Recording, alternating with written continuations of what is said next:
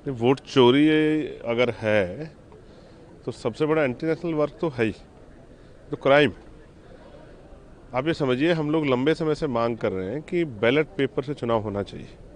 कल मैंने सत्ता पक्ष को, विपक्ष को, सबको सुना।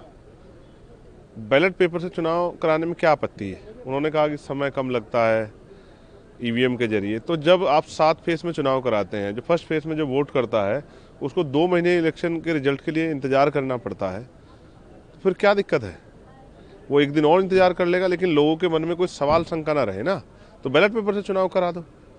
बहुत सारी ऐसी चीज़ें हैं जिस तरह से वोट कटे हैं, उन पे लोगों के मन में भय और शंका है। आज मैं जब रिफॉर्म पे बोलूँगा तो अपनी बहुत सारी बातों को रखूँगा। बाबा साहब अम्बेडकर ने इस पर बहुत अच्छे थॉट्स दिए। चौधरी चरण सिंह जी ने, फुले साहब ने, पेरियार साहब ने, सब ने बहुत से जो है इनके विचार रहे हैं, और उन्होंने वोट को समाज की शक्ति के रूप में जो है माना है, सामाजिक न्याय की शक्ति के विकास के रूप में माना है, सहयोग के रूप में माना है। इसलिए अगर वोट की चोरी होती है तो ये तो वाकई में एंटी नेशनल वर्क है, इस पर तो सख्ती से काम होना चाहिए। राहुल गांधी ने किया था जिसके तहत चीफ इलेक्शन कमिश्नर को स्पेशल इम्यूनिटी दी गई, उसके तहत उसके बाद कोई कार्रवाई नहीं हो सकती जब तक वो चेयर पे है, तो क्या कहना चाहिए? आप ये समझिए, अगर आपको सुनिश्चित हो जाए कि आप कोई भी अपराध करें और उस पर कोई कार्रवाई नहीं होगी, तो फिर तो आप कोई भी अपराध कर सकते हैं ना भाई। संविधान के दायरे में सभी के ऊपर कोई ना कोई तो निर्देशन होना चाहिए। जैसे सत्ता है, सत्ता के ऊपर जो है जनता का अंकुश है, जनता के ऊपर जो है संवैधानिक अंकुश है, संविधान को स्पष्ट करने के लिए सुप्रीम कोर्ट है। तो इलेक्शन कमिश्नर ऐसे कौन सी अलग सी वो होगी है कि उनको जो है बिल्कुल फ्री होल्ड कर दिया। और फ्री होल्ड कर दिया है तो वो अगर कोई अपराध करेंगे तो उनसे पूछताछ नहीं की जाएगी क्या? उनसे उनकी जवाबदेही किसके प्रति है? यहाँ तो हर व्यक्ति की जवाबदेही, यहाँ तो राष्ट्रपति जी से सुप्रीम कोर्ट ने सवाल पूछे थे, अभी सीजीआई ने पूछे, मेरे याद है अच्छी तरह से। तो वो राष्ट्रपति जो देश की सर्वोच्च नागरिक हैं, तो क्या राष्ट्रपति से बड़े हो गए इलेक्शन कमिश्नर? तो मैं इस बात पर सहमत हूँ कि उनपे अगर उन्होंने के द्वारा कुछ गलत हुआ है तो उनके ऊपर जवाबदेही सुनिश्चित होनी चाहिए। तो उनको फ्री होल्ड अगर देंगे, इतनी इम्यूनिटी देंगे, तो फिर वो कुछ भी करेंगे तो कुछ भी कर दें। आफ्टर इलेक्शन वो चले जाएंगे छोड़ के। पहले भी कई इलेक्शन कमिश्नर चले गए, वो जाकर विदेश में बैठ जाएंगे, कहाँ ढूंढेंगे उनको? समाजवादी उत्तर प्रदेश में 5 करोड़ के आसपास लोग जो है वोटर लिस्ट से बाहर हो जाएंगे, और मैपिंग ऐप जो है वो वही कंपनी क्या बना रही है जो बॉन्डिंग का, इलेक्टोरल बॉन्ड्स का जो काम किया। देखिए, ये उन्होंने जो कहा है बड़ा सोच समझ के कहा होगा, और ये उनकी जानकारी के आधार पर उन्होंने कहा है, तो बहुत गंभीरता का गंभीर सवाल खड़ा किया। इसका जवाब सरकार दे। लेकिन मैं आपको स्पष्ट कर दूं कि इस देश में वोटिंग राइट जो है वो बाबा साहब अम्बेडकर के अथक प्रयासों से मिला है। बाबा साहब ने कॉन्स्टिट्यूएंट असेंबली की डिबेट्स में और उससे पहले गोलमेज कॉन्फ्रेंस में,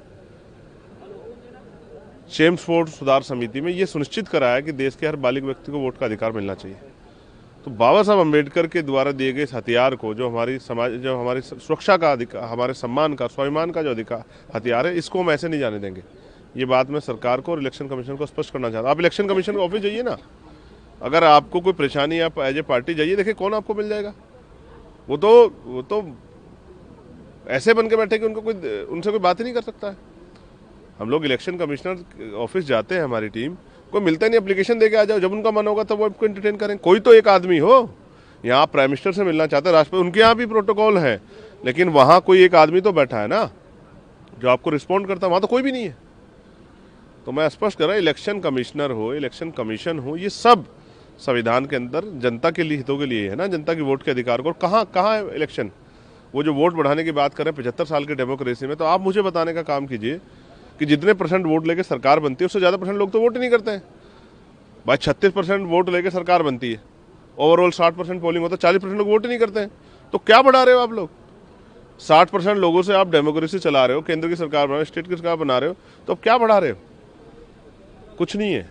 अभी बहुत काम बाकी है, और उसके लिए जवाबदेही इलेक्शन कमिश्नर और इलेक्शन कमीशन की, वो उनको सुनिश्चित होनी चाहिए। डीजीसी ने नोटिस इश्यू किया, उसमें बोला गया कि विंटर शेड्यूल के लिए 64,000 फ्लाइट्स का शेड्यूल दिया गया था, लेकिन 59,000 के आसपास केवल।